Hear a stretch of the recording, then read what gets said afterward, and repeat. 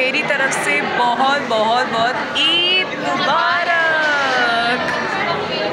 हम लोगों ने स्पेशली आप लोगों के कहने के ऊपर जो है वो वीडियो बनाई है, वरना हमारा कोई भी माइंड नहीं था कि हम वीडियो बनाएंगे। बस ऐसा यहाँ पे आके देख रहे थे, फ़न कर रहे थे और लोगों को देख रहे थे कि लोग क्या कर रहे हैं आज ईद के दिन।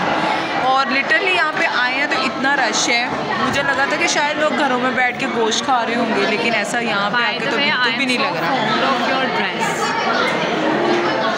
आपका ड्रेस बहुत खूबसूरत है और आपने छुपाया। हाँ जी, क्योंकि मैंने इसलिए छुपाया हुआ है कि मैंने ईद का जो ड्रेस है इसलिए भी मैंने छुपाया हुआ है। तो आप इसलिए छुपा रही हैं ताकि आपके डिज़ाइंस कॉपी ना हो। हाँ जी, ईद के फ़ौरन रातों रात ही ना कॉपी हो जाए और लोगों ने सेकंड डे में ना पहन लें। तो लोगों को ये डिज़ाइन मिलेंगे कहाँ, आप बताना चाहेंगे आपको किस ब्रांड? ये जो ब्रांड है ये आपको मिल जाएगा जाल में 9 नंबर गली।